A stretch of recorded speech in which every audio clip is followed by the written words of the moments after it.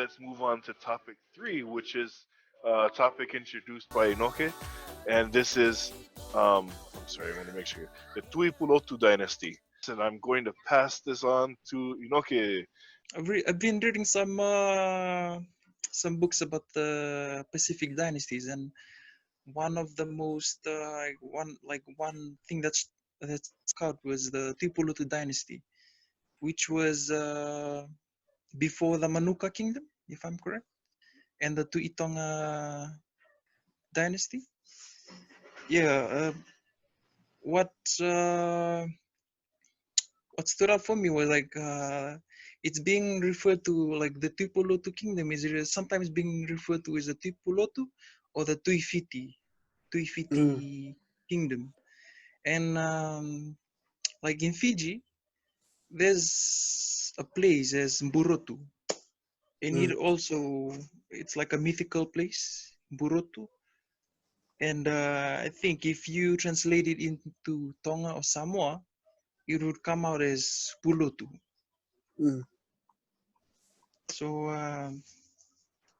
I always is wondering if you guys had like some knowledge based on, because like it's an ancient kingdom and it's been never like there's not so much light been shed upon it. I had actually done some digging into Samoan culture, and I had not come up with anything. I was unable to find anything in Samoa as far as Tui Pulotu. Hmm.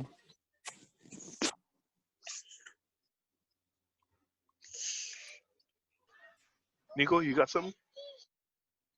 So as far as Pulotu goes, I think what the Tongan idea about Pulotu is, Pulotu was sort of like, I don't want to say it's not the same as hell, but it's sort of like an underworld type thing. Hmm. Um, and I believe the entrance of Pulotu was said to be in Fiji. Um, and Pulotu, Tui Pulotu, I know is a surname in Tonga. So there's still people named Tui Pulotu. There's also Tui Fiji. Um, I,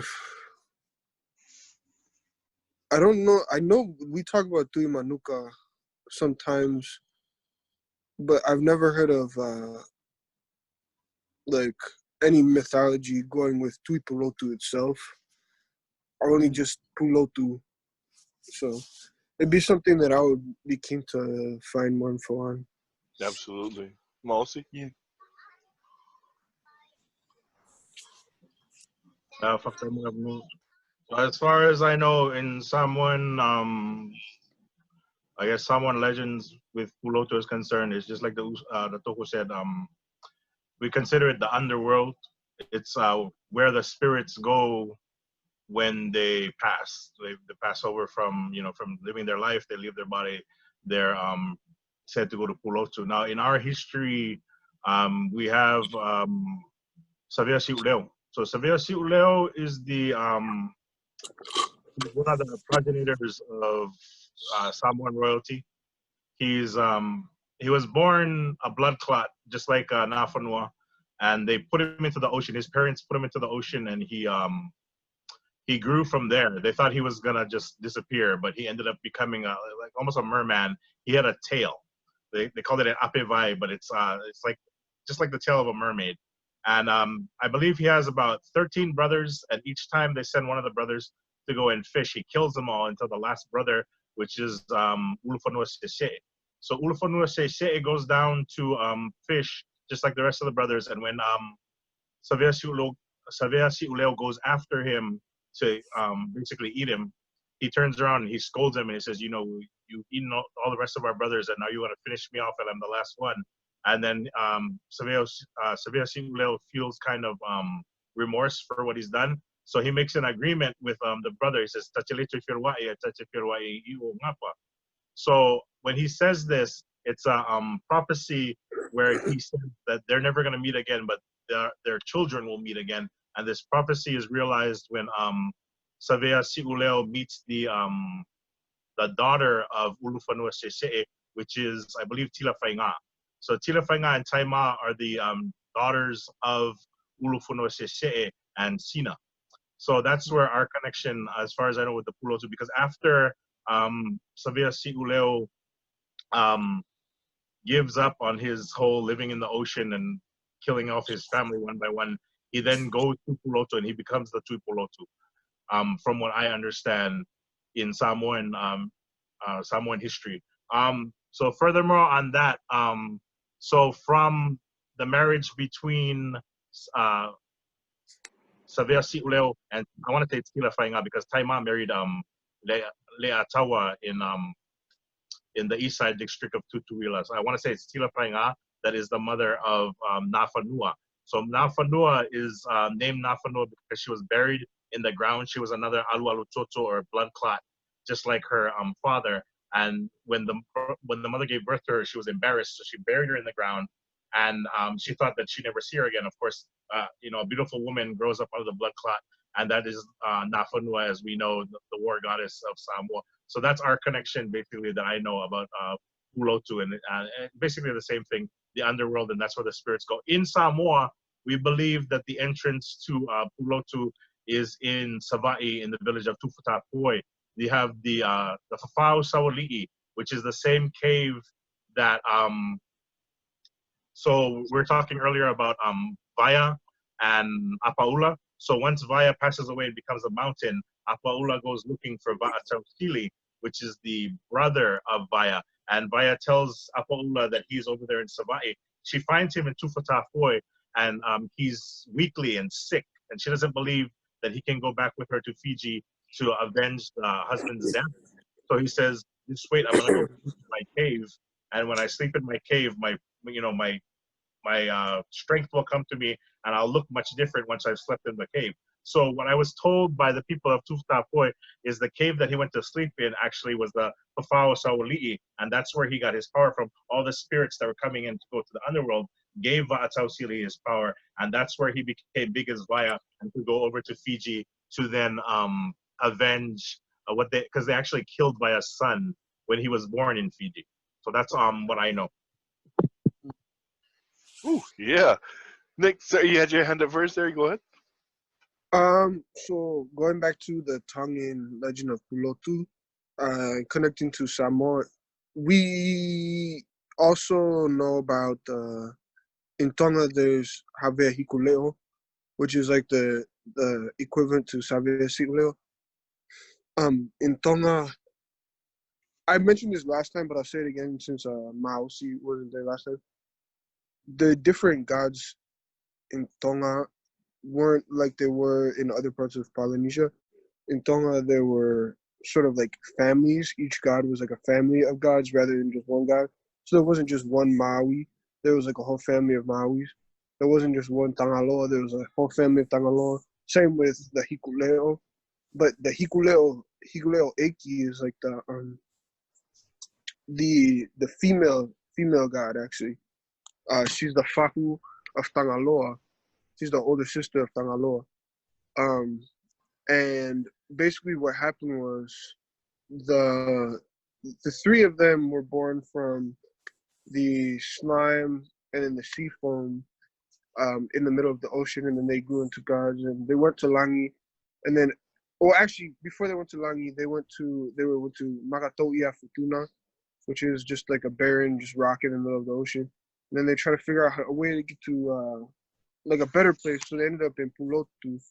And Pulotu is the underworld, obviously, and it's not as good of a place. So what happened is they ended up Tangaloa Eki and Maui Eki, the first of the families of gods. They basically trapped Havea Hikuleo or Hikuleo Taha using a kafa. They tied her to a rock, and now Hikuleo is like the domain of Hikuleo is Pulotu, and there's a prophecy, like the doomsday prophecy in Tonga is that, or in ancient Tonga was that when Hikuleo breaks free from the kappa, she'll destroy the whole world because of her anger, because of what they've done to her, like tricking her and then trapping her in the underworld.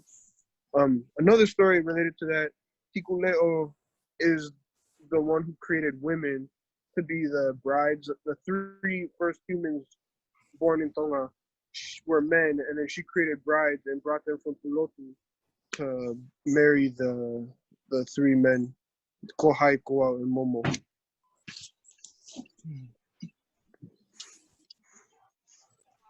Oh, that is awesome. Two?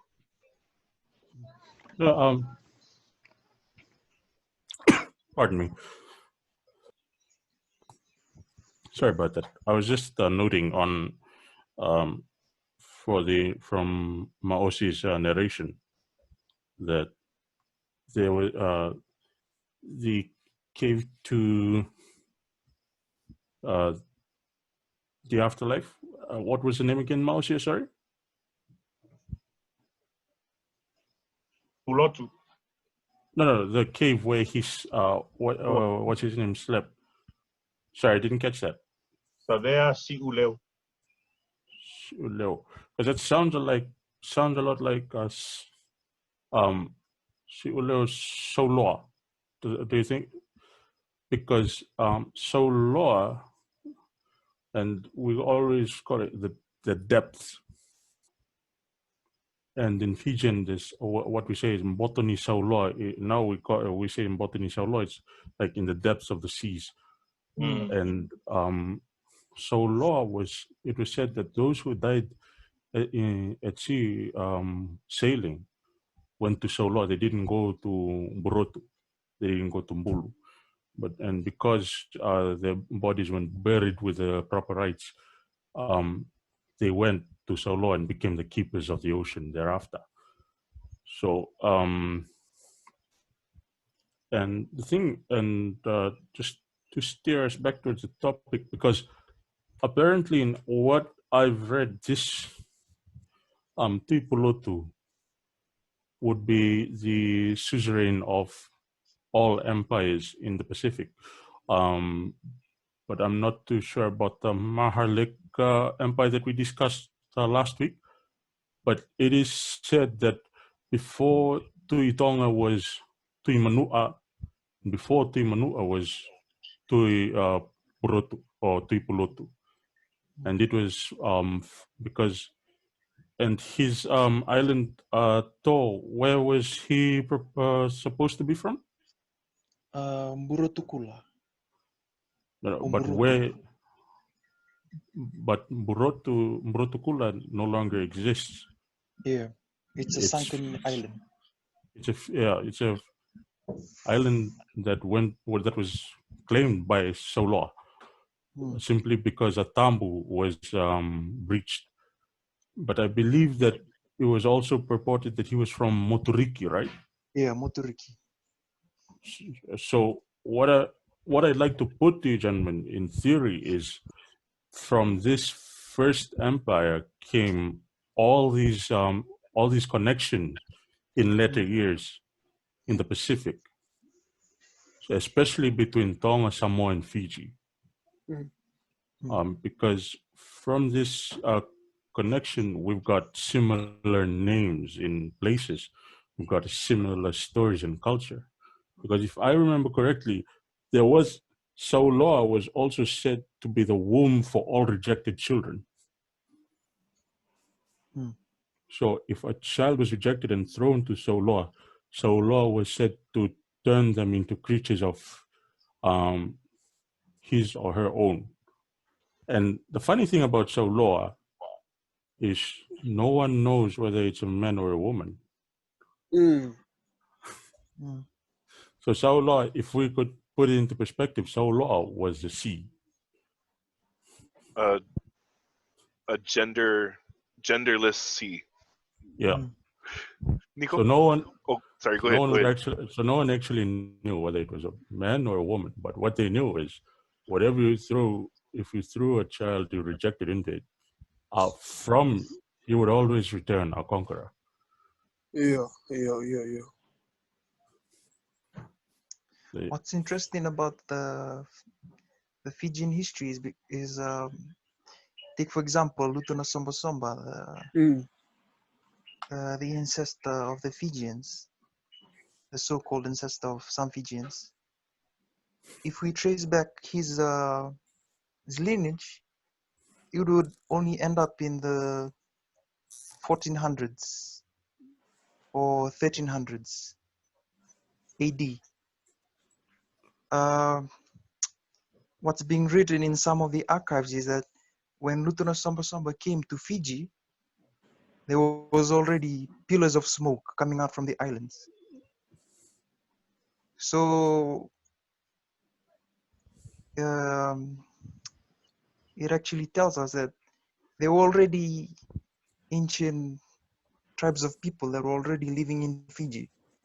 And yeah, and like Lutona Samba Samba came, and like he was a man of influence, and all his children were people of influence, and like there was something that turned things around when he came to Fiji.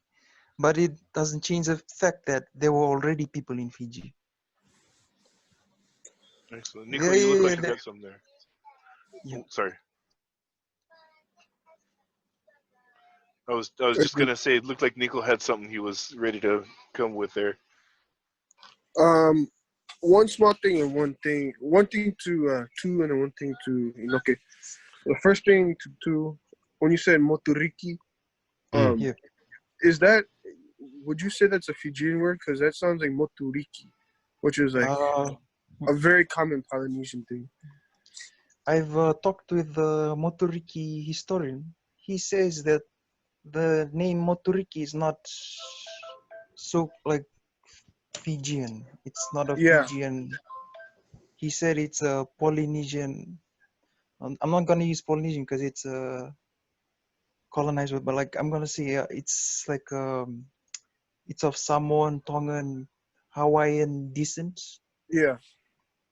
Oh, I know in Niua for O and Uvea, Aliki is like a chief.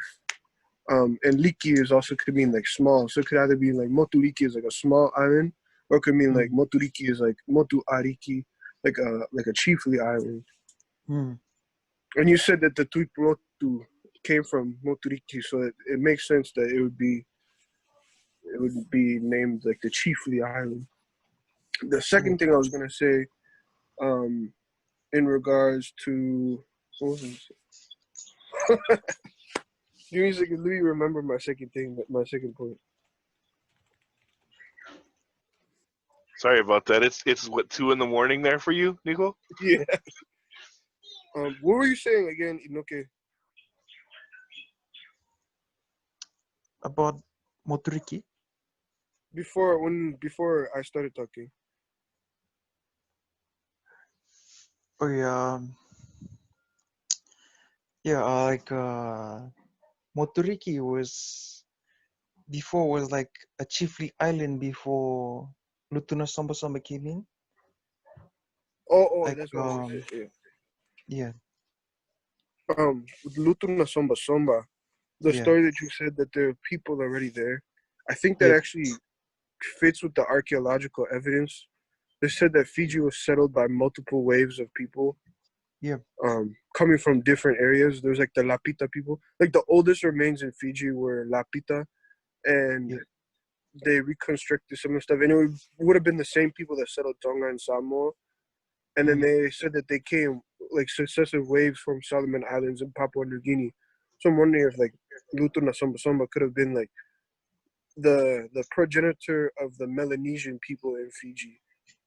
Or sorry for the colonist term, but you know, people from like Papua and Solomon Islands and all that.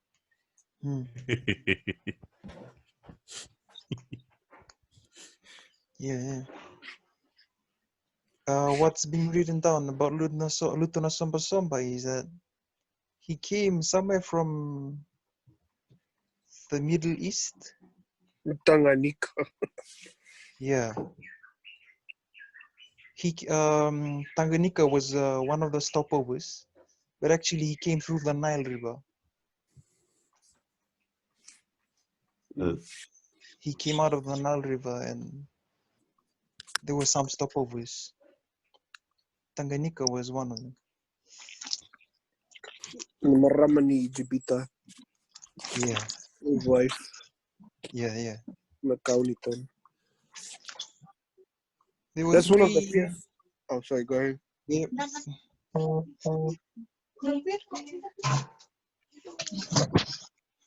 I'm gonna pause this just for a second to say Bulavinaka to Kini. Thank you for joining us. Kini, we were talking about the Tui Pulotu Dynasty and possible commonality in roots across the Pacific. I've read in a book where it records all the Yavutus of Fiji, and that what stuck out was that there were some Yavusas or some Yavutus that are not recorded with they're not connected with Lutuna Somba Somba, and it came to mind like that the Tui Pulotu Dynasty, and it all connected when like Lutuna Somba Somba came. There were already people before in Fiji, and that some names, the names of some places and some of their Yavusas or Yavutu or the name of their villages, it connects to the Polynesian uh, ancestor Tipulutu. Absolutely. Mousy, you got something there, bro?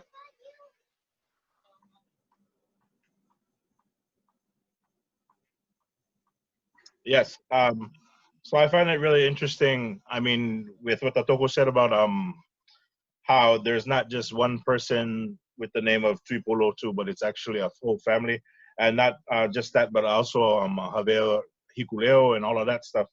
So I'm kind of at the point right here.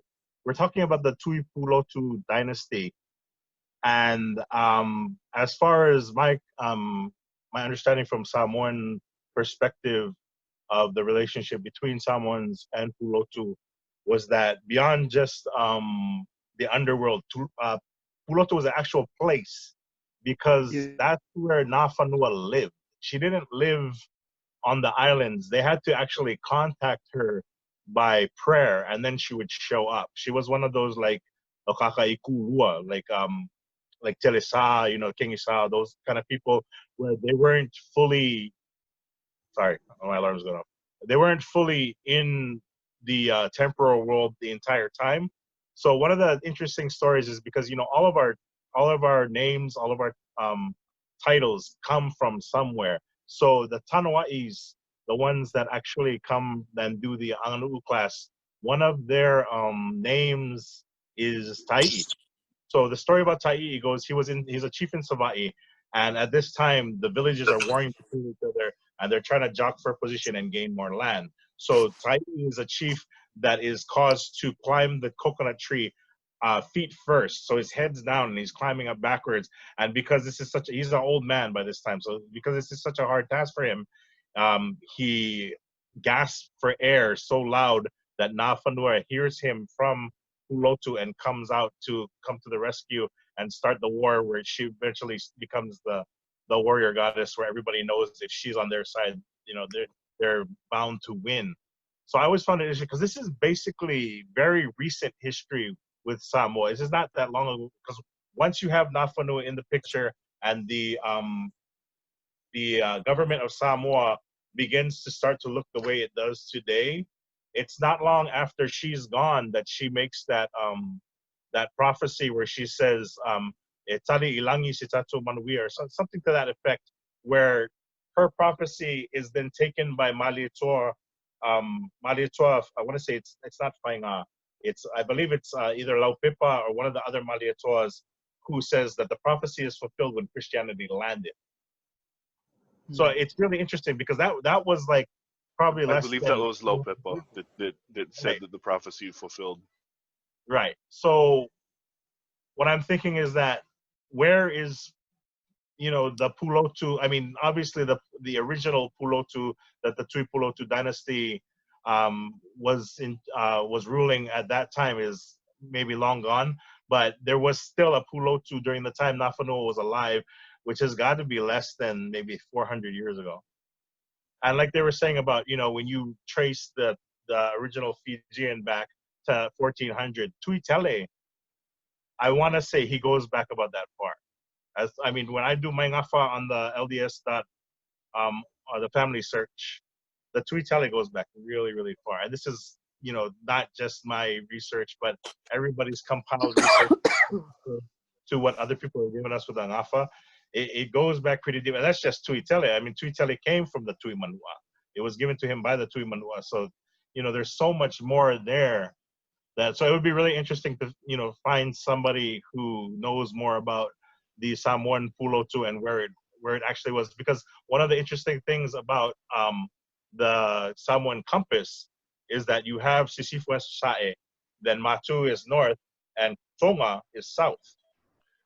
We Which is were what just talking about that, weren't we? About cardinal locations by name, by island associations, where to Fiji, is it Tokau. Toka is north. Tonga is north, and then Fiji it's east.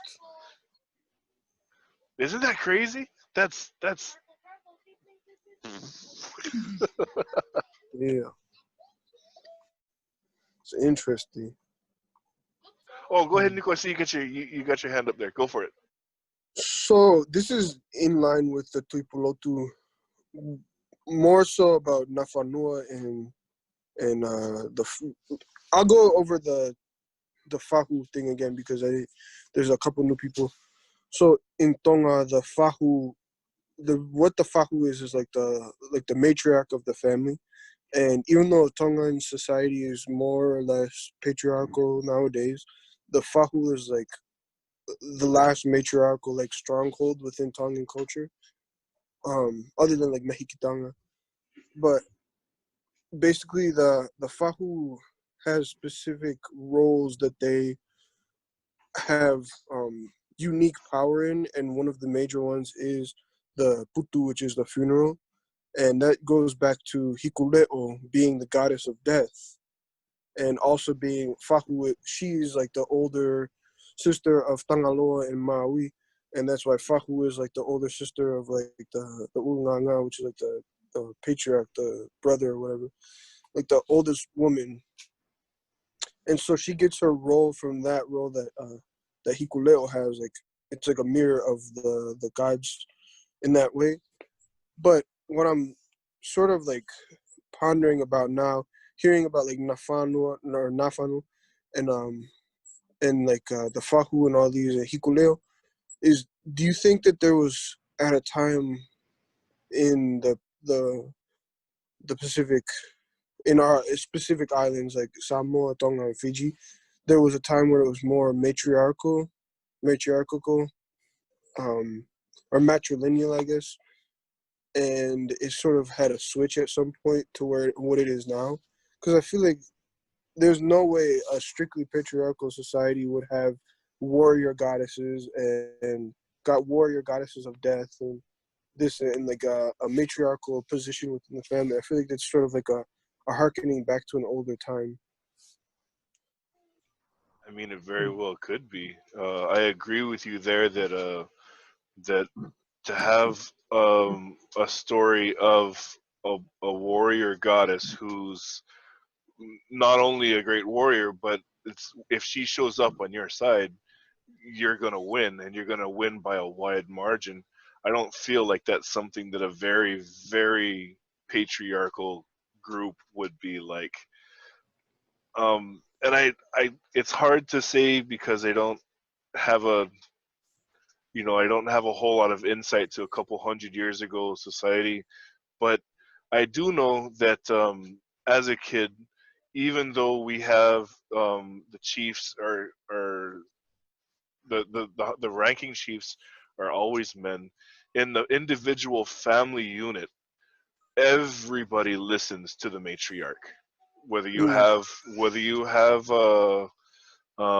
whether she's the oldest or not. Whoever is the ranking female person who is the matriarch, everybody's gonna listen to her. Sorry, so I saw that you had your hand up there for a second. Go for it, bro. Thank you. Um, okay, there is a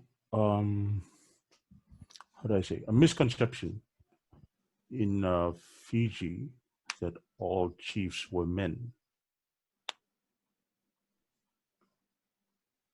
All chiefs were men, all gods were men also. Because we have distinctly Buisavulu, and she is a Vu. But one of the Kalos, the keeper of Murotu, whose name is Ratumaimbulu, the last, they say this is the last person you see before you get to Murotu. So on the road, while you're still in Bulu, you meet quite a few spirits and gods, but the last one is Ratumaimbulu, and his wife was said to be the goddess of, for lack of a better term, seasons. So her name was Raivuki, and it was said she was a goddess unto her own right. In fact, the story of her getting married, it was said that back then, Ratumaimbulu took a mat that was supposed to be for a funeral that she was at, and he gave it to her. And when she took the mat and unraveled it, inside was a tambua. And for a woman to accept a tambua in the early days meant that she had accepted the proposal. So she had ardently refused him until he did, by a dirty trick, mind you, but still, she couldn't return the tambua. That's crazy. But yeah, in Fiji, if the male line was dying out, they would give it to the female line also. They would give it to the daughter of the last male. But the thing is, she becomes a chief, but her husband becomes a commoner. But their son will carry on the male line. So it is supposed to be an acceptable form now. But there's a lot of, and I find there's a lot of conflict over this. A lot of people are saying, no, you're the son of a woman. You shouldn't have any right to this. But in reality, it was done before, so they have every right to this day. Absolutely. Most. I just wanted to point out two things real quick. So, number one thing that I wanted to point out is that when the tattoo first came, according to some Fiji, according from some Manua, it was women that were tattooed and not men, and how that came about and changed has been lost in history. But it'd be interesting to find out. Second thing, the first paramount leader in Samoa was a woman. It was Salamasina, and all of her.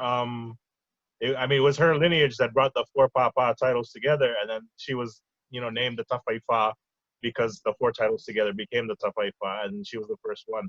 So there's a lot of examples of women. Even the story of Tingilao is about women versus men, and Tingilao they're supposed to build a house, and if they build the house together equal time, I think the woman has to marry Tingilao. But Tingilao takes too long and doesn't finish his half of the house, and then the women finish their half of the house, and that's where the saying comes of, wa'auli na ilao tamaitai, and that's like the first big sign of female victory in some way. And even though it's like a male-dominated society with how a lot of villages, so they're still Isam Matai Fafine. A lot of villages don't allow women to become Matai even till this day. But historically, it's been our women that have been like the bigger characters in not just the legends and the history, but in power. That's awesome. I was gonna say, yeah, Salamasina, the first uniter of the titles. Yeah. Nico, go ahead. So Tonga has a queen like that, Halaivalu, the original Halaivalu. Oh. That was basically the same thing, Tafaifa, like the four sides. Halaivalu means the 8 roads. It means that every one of her grandparents was from a different chiefly title. and that's why she was such high ranking. She was so high ranking that she couldn't get married because there was nobody high enough to marry her. Like there was no title that equaled her, so she could only have like royal consorts. Basically, she had like male concubines that she could have sex with, but she couldn't marry anybody. As for like the female chiefs, there are in Tonga, it's almost forbidden to have female chiefs. There's female like standing chiefs, like one of my friends from New Atoputapu, where it's more common. Her mom is actually a chief, and she's one of like the very few. It's like I think it's only like 8% of all the chiefs in Tonga are female. But I think I don't want to like take too big of a leap here, but I think there's like the way in society is structured in Tonga and Samoa and Fiji is sort of what has caused the whole shift from, if there was a shift from matriarchy to patriarchy, because if you go and look at some of the islands that are in proximity to us that are more like egalitarian, like Tuvalu and Tokelau and Niue, they actually have a lot more, or even Uvea, which is right to the north of Tonga, they have a lot more equality between the genders. And to the point where Uvea, like some of the, like a handful of the last queens before they were taken over by France were actually like, or last rulers were queens. So it'd be an interesting thing to look at, like how geography, how like a small atoll it builds up a society, and how that society builds up their structure, their hierarchy, and how that influences the gender roles and like how genders sort of interact with each other. Mousy? So one, I don't know how many people in here have a lot of experience with Christianity, but one of the biggest things that is going on with the LDS community is the priesthood being sought after by females. And it's kind of been a thing, not just in Polynesian culture, but also Christianity, that it's not really accepted for females to hold priesthoods or even become pastors and things like that. You're always, on the side of your husband. And it's been a big thing. And, me and Brandon talked about this, Kavika, is, the priesthood being, the women being allowed to hold the priesthood. And I kind of thought about that. And one of the big things that we don't really think about being a Makai, we always think about all the power. But when we were searching for the Uifa Tali, who was going to be the Uifa Tali in our family, our family from Upolu came over and they said, "Ole tangata e filifilia e whaima Uifa Tali, o lea lavala fa sataroina, awa lelele ole ainga." So they said, basically, this is the person that's going to be crucified from our family. It's a service position. That's what we forget, is that it's a service, and it goes along with the priesthood. The priesthood is, it's empowerment from God to serve your people. And with women, there's a big difference, especially in the tattooing and all of that. They say when women are born, you begin to lalanga the fine mat for their wedding. But when men are born, you begin to, fapuku le lama, the burned up candle mat for their tatau. So we have different roles in society, in Polynesian society. And that's the thing for me, is that I have the priesthood so that I am able to serve my wife and my family in a capacity that I can't do any other way. My wife can give birth. She can have kids. I'm unequal to her on that term. This priesthood gives me something to offer in the relationship. And for me, that's what it's like for having a Matai title as well. As like, there are things that my wife can do that I can do. And service to the family as a Matai, that's something that I can provide for her, whereas she provides me with so much. I feel it's unequal in that respect, where I get so much from her that I'm only able to provide priesthood or a Matai title. I mean, that's the way that I look at it in that respect. Thank you guys, man. That was another intense one.